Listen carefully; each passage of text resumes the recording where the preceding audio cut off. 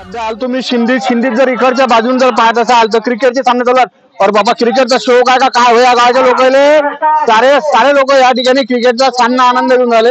या ठिकाणी इकडे क्रिकेटचा सामना चालू दुसऱ्या बाजूने गजानन भाऊ मावरे बसल्याने उपोषणाला बा थंडीचे दिवस आहेत कासाठी बसले ते विचार दादा जराशी जागा द्या बरं बाबा तुम्ही मला जागा दिली देऊ तुम्हाला बी जागा देऊ बाबा काय करता।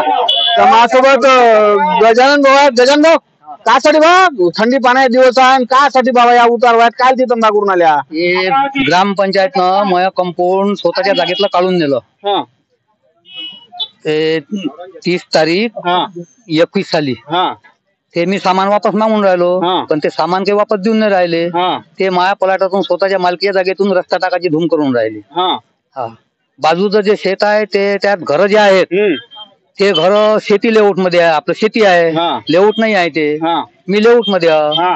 तो 784 मध्ये आहे मी 85 मध्ये आहे। त्याचा इकडून रस्ता नाही आहे त्याचा रस्ता 8 फुटाचा वेगळा आहे। तर ते मला ग्रामपंचायत वाले सदस्य तो बाजूचा जो शेतीतला राहणार आहे तो आम्हाला त्रास देऊन राहिले ग्रामपंचायतच्या माध्यमातून। बरं आता नेमकं कारण काय त्रास तुमचं खरेदी केली नाही कागद तुमच्या हातात आहे खरेदी आहे 8 आहे नकाशा आहे लेआउटचा नकाशा आहे फेरफारची नक्कल आहे कागद सर्वच आहे टॅक्स पावती आहे कागद सर्वच आहे पण हे ग्रामपंचायत वाले नंबर जे आहेत हे खपले हुई आहेत। हे विक्र्या काढले हुई आहे हे एक प्रत्येकी 1500 रुपयानं खपले आहे ते फक्त 1500 याच्या देशात बा पूर्ण बाबा 1500 रुपयाला भेटून आले हे 1500 रुपयानं खपले। आणि जो पहिला जो ग्रामसेवक होता सचिव हा 40,000 रुपयाला खपला। हा जो ग्राम सरपंच येईन सबन मया 1,10,000 रुपयाचं सामान ग्रामपंचायत मध्ये आणून रफादफा केलं। म्हणजे तुमचं असं म्हणणं आहे की तुमचं जे अतिक्रमण काढलं ते सामान तुम्हाला वापस पाहिजे हे कोण नाही देऊन राहिले येईल माझ्या जागेतलं कंपाऊंड वापिस पाहिजे मला ते कंपाऊंड टाकून पाहिजे कंपाऊंड कोण टाकीन काढलं तसं टाकून द्या येणं जेसीबी लोन आणलं ना सबन सामान। अरे बापरे बरं मला तर असं माहित झालं की तुमचं हे जे प्रकरण आहे म्हणजे कोर्टात चालू आहे ना कोर्टात चालू असताना येईन काढलं ना येईन 50 नोटिसा दिल्या ना 50 नोटिसा दिल्यावर येईन ऐकलं नाहीत नाही। हे कागदेकर साहेब आले होते त्याला हा नकाशा दाखवला ते म्हणत असे कागद आम्ही 50 पाहतो। शेवटी ना त्याच्यापासून फोन नंबर लिहून घेतला आणि त्याचं नाव लिहून घेतलं कागदेकर विस्तार अधिकारी। तर हे कागद म्हणत असे आम्ही 50 पाहतो म्हणत खरं द्या आम्हाला या कागदाचं काही काम नाही। बरं तसंही शासन तर म्हणते सौबकाई ऐकली का मग हा तर सरकारीच कागद आहे मग सरकारी कागद सरकारी अधिकारी खोटा बोलून आला सरकारी नसतील ना हे प्रायव्हेट असतील ना हे कागद जरी सरकारी आहेत हे माणसं ग्रामपंचायतचे प्रायव्हेट आहेत ना। कुठचा आहे हा नजूलचा हे आपल्या एसडीओ ऑफिसातली हे काय आहे हे काफी आधी हे पण नकाशाची काफी हे काफी खोटी आहे का हा कागद आहे ओरिजिनल कागद ना ग्रामपंचायतला दिला हुआ हे काफी ओरिजिनल दिली आहे। गजान भाऊ तुमच्या गावात राजू मग अतिक्रमण ग्रामपंचायत बातच काढेल सारेच काढशील गावातलं नाही कोणाचंच नाही काढलं मग फक्त आमचं 2 माणसाचं काढलं। तुमच्या गावात अतिक्रमण आहे का नाही 50 जाग्यावर आहे 50 जाग्यावर सोडून 200 जाग्यावर आहे 50 फुटाचे रस्ते होते ते 20 फूट राहिले येत नाही करत ना तिकडे काऊन की त्याच्यापाशी पैसा आहे ना असं आहे का। बरं मला एक सांगा आता थंडी पाण्याचे दिवस आहे रातची थंडी राजू माणसात सुचली पुरा मान झंडू उकळून जाते तब्येत खराब होईल ना तुम्ही कधपर्यंत या ठिकाणी उठणार ते सांगा फक्त मला आता दाखला देतील त्यांनी मृत्यूचा दाखला ग्रामपंचायत आपल्याला मृत्यूचा दाखलाच पाहिजे ना ग्रामपंचायत पासून पोलीस स्टेशन मार्फत आपल्याला येणं दाखला देऊन द्या अकस्मात मृत्यू म्हणजे मेला काय ना माहित नाही विषय खतम म्हणजे ग्रामपंचायत निर्दोष।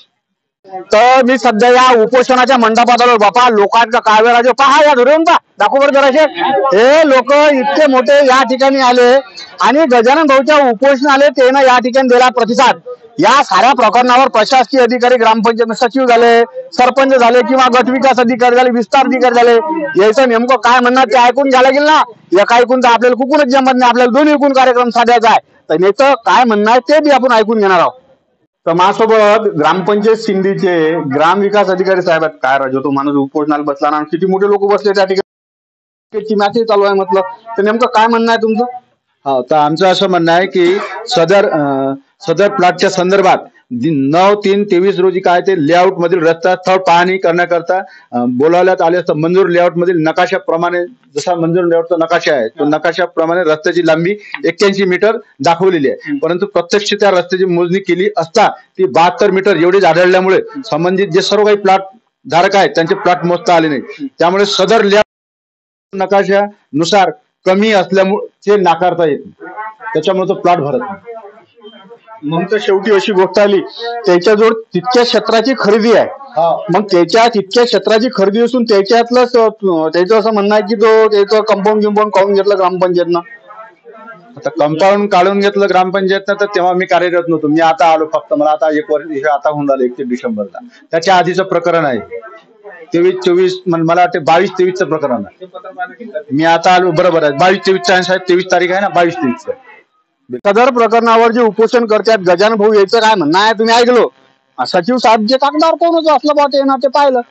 आता याचा सगळ्यात मोठा जो घोडा आहे त्या लेआउटचं असेसमेंट. मला तरी असं क्लिअर वाटून आलं की त्या ठिकाणी जे लेआउट टोटल टाकलाय त्या लेआउटच्या आतच काहीतरी तितंबा व्हायलाय, त्याच्यानं या माणसाची होऊन राहिली माती. बातमी जशी आहे तशी आपल्याला तुम्हाला नाही तर मनातलं काहीच बोलतायत ना, गाव खेळायला माणूस आम्ही. बातमी जशी आहे तशी शिंदेतून पहा राजीव पुरी ग्रामपंचायत खपली म्हणते गजानन भाऊचं असं म्हणणं आहे.